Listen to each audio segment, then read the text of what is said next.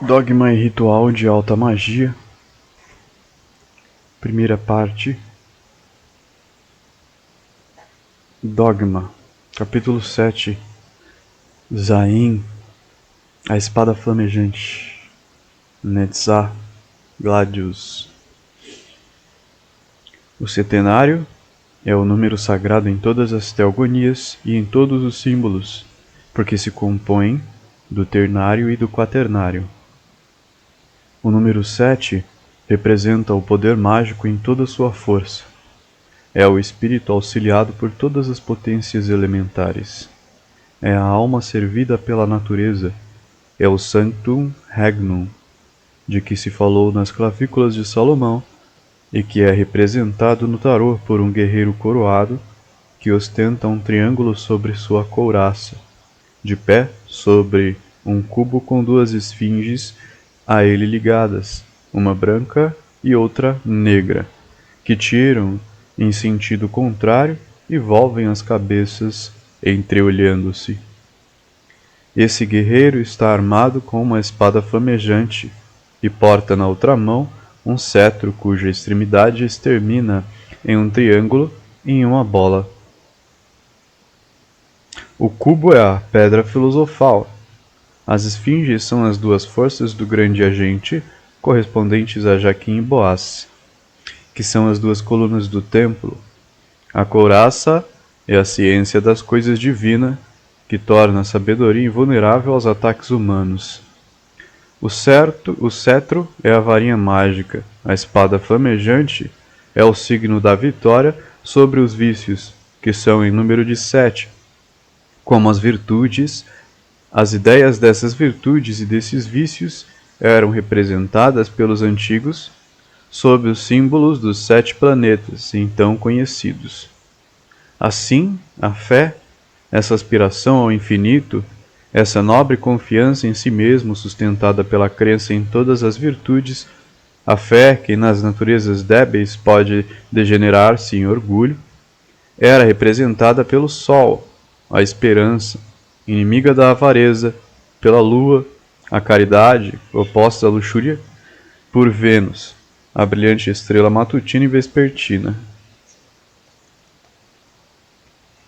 A força superior é a cólera por Marte, a prudência oposta à preguiça por Mercúrio, a temperança oposta à gula por Saturno, a quem se dá de comer uma pedra em lugar de seus filhos, e a justiça, por último, oposta à inveja por Júpiter, vencedor dos titãs. Tais são os símbolos que a astrologia toma do culto helênico. Na Cabalá dos hebreus, o Sol representa o anjo da luz, a Lua, o anjo das aspirações e dos sonhos, Marte, o anjo exterminador, Vênus, o anjo dos amores, Mercúrio, o anjo civilizador, Júpiter, o anjo do poder, Saturno, o anjo das solidões. Também são chamados Miguel, Gabriel, Samael, Anael, Rafael, Zacariel e Orifiel. Essas potências dominadoras das almas partilham da vida humana por períodos que os astrólogos mediam pelas revoluções dos planetas correspondentes. Contudo, não se deve confundir a astrologia cabalística com a astrologia judiciária. Logo explicaremos essa distinção. A infância é dedicada ao Sol, a adolescência à Lua, a juventude a Marte e a Vênus, a virilidade a Mercúrio, a idade madura a Júpiter e a velhice a Saturno. Ora, toda a humanidade vive sob leis de desenvolvimento análogas às leis da vida individual. É sobre essa base que Tritêmio nota. Heidenberg de Tritêmio, 1462 a 1516, historiador, teólogo e erudito alemão. No domínio do ocultismo é conhecido como Tritêmio, o grande mago, astrólogo e mestre de outros magos, como Paracelso e Agripa. Fim da nota, parágrafo. Estabelece sua clavícula profética dos 7 espíritos, a que nos referimos em outra parte, e por meio da qual se pode, seguindo as proporções analógicas dos eventos sucessivos, predizer com certeza os grandes acontecimentos futuros e fixar antecipadamente de período em período os destinos dos povos e do mundo. São João, depositário da doutrina secreta de Cristo, registrou essa doutrina no livro cabalístico do Apocalipse, que ele representa cerrado com os 7 selos. Nela se encontram 7 gênios das mitologias antigas, com as copas e as espadas do tarô. O dogma oculto sob esses emblemas é pura cabala. Já perdida pelos fariseus, na época da vinda do Salvador. Os quadros que se sucedem nessa maravilhosa epopeia profética são tantos outros pentáculos de que o ternário, o quaternário, o setenário, o duodenário são as chaves. Suas figuras hieroglíficas são análogas às do livro de Hermes ou do Gênese de Enoque, para nos servir do título arriscado que só exprime a opinião pessoal do sábio Guillaume Postel, escritor e filósofo francês 1510 a 1581, mas também estudioso do ocultismo místico e visionário. O querubim ou touro, simbólico que Moisés coloca à porta do mundo edêmico e que tem à mão uma espada flamejante, é uma esfinge que tem o corpo de touro e a cabeça humana. É a antiga esfinge assíria, na qual o combate e a vitória de Mitra eram a análise hieroglífica. Nota: Mitra, divindade ou gênio do mazdeísmo que, na evolução interna deste, superou o próprio Ormuzd, acabando por dar origem a um culto autônomo independente do mazdeísmo, ou seja, o mitraísmo. Geralmente encarado como uma personificação do Sol, o Mitra persa parece não ser original, mas sim uma forma alterada do Mitra védico. Esse também um deus da luz e da verdade, tal como o próprio Ormuzd, a Ahura Mazda, e o Apolo grego, se pela Pérsia atingiu a própria Grécia e posteriormente o Império Romano, resistindo firmemente ao cristianismo. Fim da nota. Parágrafo.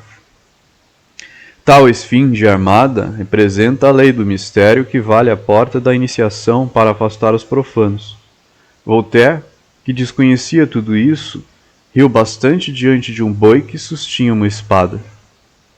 Que teria dito se tivesse visto as ruínas de Mênfis ou de Tebas, e como teria podido responder aos seus sarcasmos, tão aplaudidos na França, esse eco dos séculos passados que dorme nas sepulturas do Psamético e de Ramsés?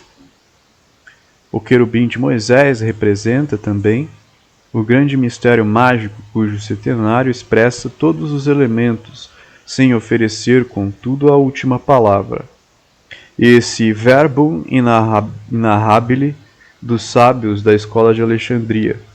Essa palavra que os cabalistas hebreus escreviam e exprimia também a triplicidade dos princípios secundários, o dualismo dos meios e a unidade tanto do princípio primeiro como do fim. Depois que a aliança do ternário com o quaternário em uma palavra composta de 4 letras, que formam 7 por meio de uma tríplice e dupla repetição, essa palavra se pronuncia Ararita. A virtude do setenário é absoluta em magia, porque o número é decisivo em todas as coisas. Assim, todas as religiões o consagraram em seus ritos. O 7º ano, para os judeus, era jubilar, o 7º dia consagrado ao repouso e oração.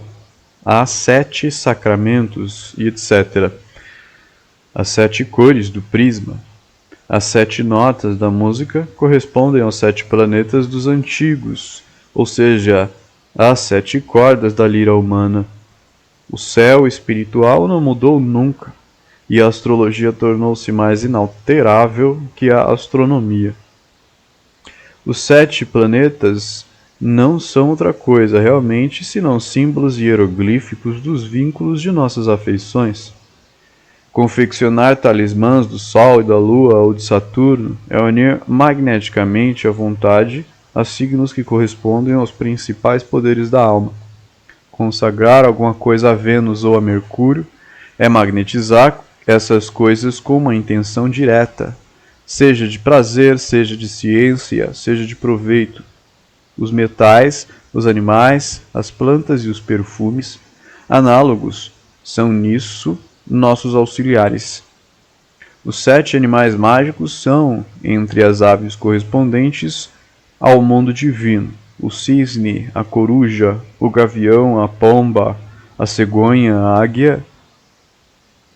Entre os animais aquáticos correspondentes ao mundo espiritual ou científico, a foca, o oileros, o lúcio, o timalus, o murri, o golfinho e a ciba, e entre os quadrúpedes, correspondentes ao mundo natural, o leão, o gato, o lobo, o bode, o macaco, o cervo e a toupeira. O sangue, a gordura, o fígado e o fel, esses animais servem para os feitiços. O cérebro deles se combina com os perfumes dos planetas e é reconhecido pela prática dos antigos como possuidor de virtudes magnéticas correspondentes às 7 influências planetárias.